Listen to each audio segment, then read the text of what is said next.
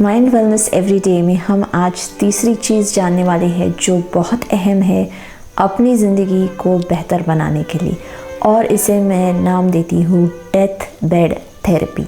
इस थेरेपी को इस्तेमाल में लाके आप अपनी ज़िंदगी को डेफिनेटली बेहतर बना सकते हो और आप एक बहुत ही बदलाव के साथ अपनी ज़िंदगी, बहुत ही अच्छे बदलाव के साथ अपनी ज़िंदगी जी सकते हो। तो इस वीडियो को एंड तक देखिए ताकि आपको पता चले कि ये थेरेपी एग्जैक्टली कैसे अपनानी है, कैसे करनी है और उसके फ़ायदे क्या है। और आगे भी ऐसी थेरेपीज़ और ऐसी ही बातें मैं आपके साथ शेयर करती रहूँगी। उन बातों को जानने के लिए इस चैनल को सब्सक्राइब करना मत भूलिए।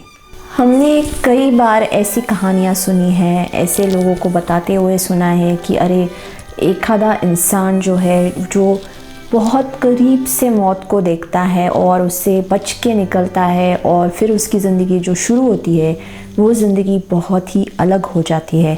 वो जान जाता है कि अरे मैं मर सकता था, ये सब कुछ जो है मेरा अभी वो छूट सकता था, लेकिन छूटा नहीं है। मेरे पास अभी भी पल है जीने के लिए, कुछ दिन है, कुछ साल है जीने के लिए, और इन्हें मैं हर पल में अच्छे से जी सकता हूँ या अच्छे से उसका इस्तेमाल कर सकता हूँ। तो उनकी ज़िंदगी में ये कब होता है? जब वो करीब से मौत को देखते हैं।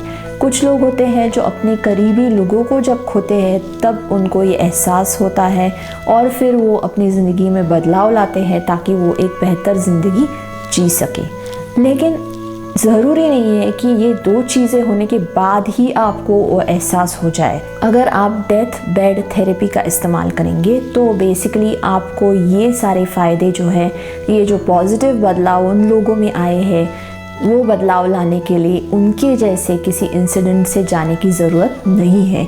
आप अपनी ज़िंदगी बेहतर बना सकते हैं ये प्रयोग करके। तो आपको करना क्या है?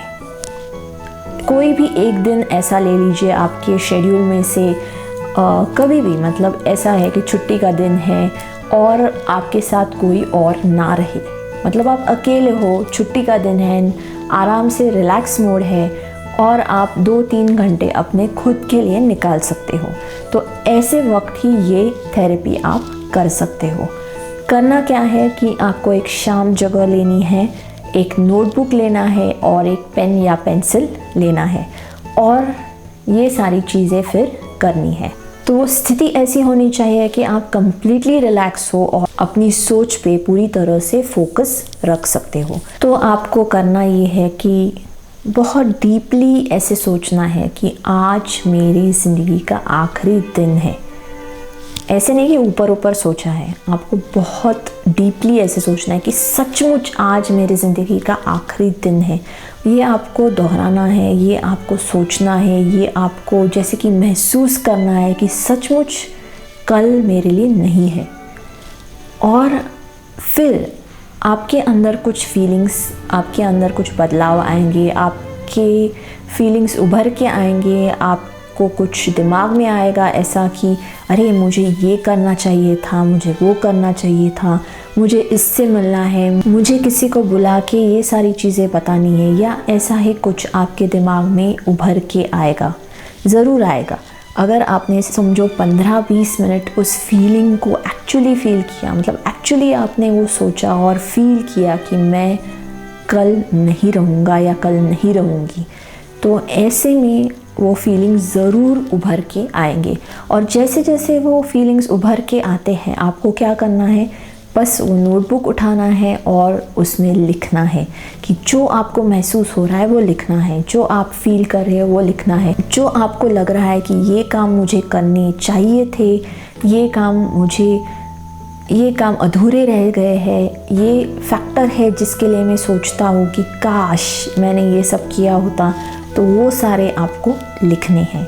तो ये आप समझो 1-1.5 घंटा आप सोच के ये फीलिंग्स के साथ, और ये पूरे दिल लगा के करना है। ऐसा नहीं ऊपर ऊपर करेंगे तो वो सारी चीज़ें एक मजाक की तरह हो जाएगी, वो मजाक में नहीं लेना है, आपको सचमुच डीपली फील करना है कि ये आखिरी दिन है, तभी ये सारी फीलिंग्स आएंगे।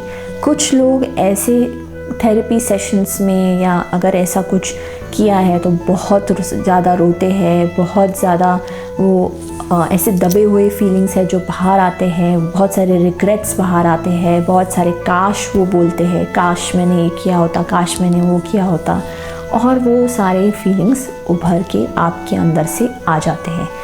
तो ऐसे कई लोगों ने ये अपना के वो नोटबुक में जो नोटिंग किया है उससे वो अगले दिन से जो ज़िंदगी जीते हैं ना, वो बहुत ही अलग हो जाती है, बहुत ही बेहतरीन हो जाती है, और आप समय की जो रिस्पेक्ट करने लगते हो वो अलग है।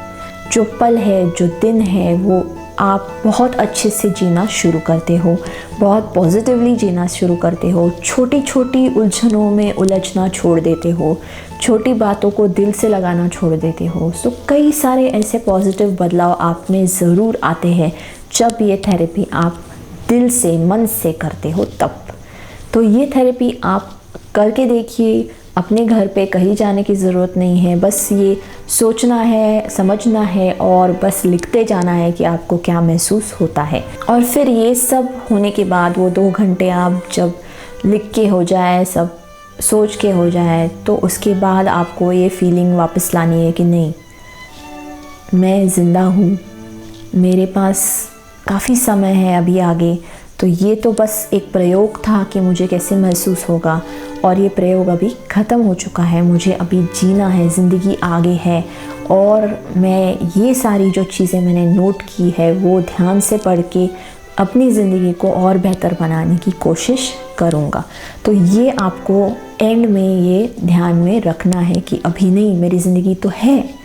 मतलब आपको एक बहुत अच्छी खुशी महसूस होगी जब आप खुद अपने आप को ये रियलाइज़ कराओगे कि नहीं, मैं मर नहीं रही हूँ या मर नहीं रहा हूँ, तो मैं अभी ज़िंदा हूँ और मुझे ये सारी चीज़ें करनी है। तो ये डेथ बेड थेरेपी जो है वो बहुत काम में आती है और आपकी ज़िंदगी में ज़रूर एक पॉजिटिव बदलाव लाएंगी। तो आपके अनुभव आप मेरे साथ भी शेयर कर सकते हैं, चाहे तो आप कमेंट में लिख दीजिए इस वीडियो में, या फिर आप मुझे ईमेल कर सकते हो mindwellnesseveryday@gmail.com पे। और उन लोगों के लिए जो ये थेरेपी करने के बाद कुछ समय के लिए अपने ज़िंदगी में बदलाव महसूस करते हैं और फिर वो कहीं पे भूल जाते हैं इस फैक्ट को कि हमारे पास लिमिटेड समय है और हमें आज में जीना है, आज को पूरी तरह से जीना है। अगर आप ये भूलने लगो तो फिर से समय निकाल के फिर से ये थेरेपी कीजिए और महसूस कीजिए कि आगे भी आप फिर से पॉजिटिव बदलाव लाएंगे।